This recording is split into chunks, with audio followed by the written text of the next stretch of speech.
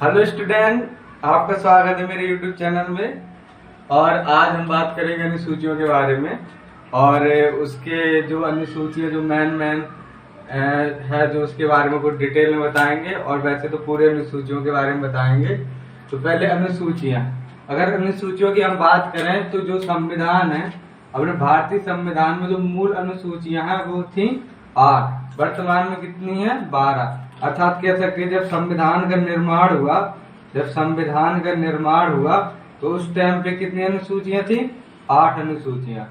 तो अब अभी कितनी अनुसूचियां हैं 12 अनुसूचियां। जो अभी जो 8 से जो 12 हुई है, जो 4 अनुसूचियां बढ़ी हैं वो कौन कौन सी है? 9वीं अनुसूची, 10वीं अनुसूची और 11वीं अनुसूची और 12वीं अनुसूची। अगर संविधान संशोधन की बात करें कि कौन से संविधान संशोधन में कौन सी अनुसूचियां जुड़ी थी, उसके आगे हम चर्चा करेंगे। सबसे पहले हम चर्चा करेंगे कि जो 12 अनुसूचियां हैं वो कौन कौन सी हैं और जो अभी जो नई जो अनुसूचियां आई हैं इनके बारे में भी आगे हम बात करेंगे। तो अभी जो मैंने बताया कि जो मूल संविधान में 8 अनुसूचियां हैं और वर्तमान में अभी 12 अनुसूचियां हैं। मैं ट्रैक द्वारा आपको याद कराऊंगा कि ये अनुसूचियों को कैसे याद करें ट्रैक के द्वारा। और जो भी इसके प्रबंध जो भी रहेंगे आपको याद कराएंगे वो बताए जाएंगे और इसके अंतर्गत क्या क्या आता है वो भी बताया जाएगा। लेकिन जो उनकी जो मेन चीजें हैं उसके बारे में देख लेते हैं। अनुच्छेद 1 में है संघ एवं राज्यों का उल्लेख, यानी इसके अंतर्गत ये तय किया गया है कि जो संघ है यानी केंद्र शासित जो राज्य वो कितने होंगे। जो राज्य जो वर्तमान में जो भारत में वर्तमान में कितने राज्य हैं ये किसके अंतर्गत आ गया? अनुसूची 1 के अंतर्गत।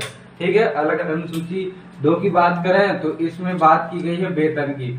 जो भी सरकारी व्यक्ति हैं, सरकारी पद पे जो भी मनोनीत है तो उन पर कितना टैक्स, कितना वेतन देना है, ये किसमें कौन से अनुसूची में बात की गई है? अनुसूची 2 में। अनुसूची 3 में की गई है शपथ की बात। शपथ की अर्थात मतलब कि जो भी पद में मनोनीत किया जाएगा वो किसके द्वारा शपथ लेगा, ये उसकी चर्चा अनुसूची 3 में की गई है। अगर अनुसूची 4 की हम बात करें तो जो राज्य है ना, जो राज्यसभा है उनकी सीटों के बारे में बताया गया कि किस राज्य में कितनी सीटें हैं राज्यसभा की। तो अनुसूची जो 4 है उसमें ये बताया गया कि राज्यसभा में कितनी सीटें हैं, ये उसका पूरा विवरण अनुसूची 4 में मिलता है। अगर अनुसूची 5 की हम बात करें तो अनुसूची जो 5 में है तो उसमें जो SC/ST यानी कि अनुसूचित जाति, अनुसूचित जनजाति के जो भी लोग या पर्सन है उनके लिए क्या प्रबंध है, क्या सुविधाएं हैं, उनको जो वहाँ का प्रशासन है क्या देख रेख करेगा, अनुसूची 5 के अंतर्गत देखेंगे। अगर हम बात करें अनुसूची 6 तो अनुसूची 6 के तहत आते हैं 4 राज्य जैसे असम, त्रिपुरा, मेघालय, मिजोरम। तो ये जो राज्य है इन पे मतलब जो भी ये राज्य है कट कर ले और मैं फिर जोड़ ले हम चलो। जो ये राज्य है असम, त्रिपुरा, मेघालय, जो मिजोरम, तो इन राज्यों को जो इनके लिए एक विशेष प्रबंध की बात की गई है। यानी कि कह सकते हैं जो ये राज्य हैं ये राज्यों को अलग से आरक्षण जो अलग से कुछ महत्वपूर्ण प्रावधान इसके अंतर्गत किए गए हैं अनुसूची 6 के तहत। अगर हम अनुसूची 7 की बात करें तो अनुसूची 7 के अंतर्गत सूचियों के बारे में बात की, यानी कि जो संविधान में सूचियां हैं उनके बारे में बात की गई है कि भारत में कितनी प्रकार की सूचियां होगी। जैसे सूचियों के अंतर्गत 3 प्रकार की सूचियां होती है, संघ सूची, राज्य सूची, समवर्ती सूची और एक लास्ट में जो आती है अवशिष्ट सूची। तो उनकी भी हम सबकी बात करेंगे अभी आगे वाले या जो भी आगे क्लास लूंगे या फिर IC में ही।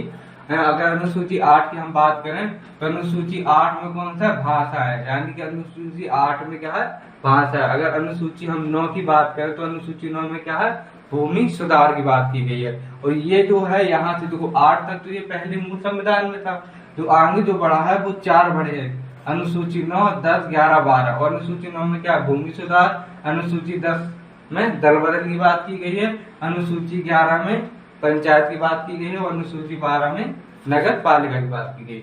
अगर इसके अंतर्गत हम देखें कि ट्रिक द्वारा हम कैसे याद करें, उसको मैं शॉर्ट में ही कोशिश रहेगी कि जितनी शॉर्ट ट्रिक बने वो बना के बता। अब देखो ट्रिक की हम बात करें तो मैं बहुत छोटे फॉर्म में लेके आया हूँ, क्योंकि 12 अनुसूचियों को बहुत छोटे फॉर्म में लाने के लिए थोड़ा मोड़ा फिजिकल या फिर जो कह सकते हैं जो सामूहिक रूप से जो बन सकती वो बनाने के लिए की गई है। तो यहाँ पे जो अगर देखा जाए तो कहीं कहा गया है कि जो संघ वेतन के लिए शपथ लेंगे लोकसभा, यानी जो संघ वेतन के लिए जो शपथ लेंगे लोकसभा, उससे पहले एसटी और एससी के लिए एटीएम की सूची भी बदले पंचायत और नगर पालिका। यानी जो एससी है उनके एटीएम की पहले सूची की भाषा बदले को पंचायत और नगर पालिका। इनमें इस ट्रिक में कोशिश रहेगी, तो देर आप याद करोगे तो हो जाएगी। कोशिश करिए कि इसको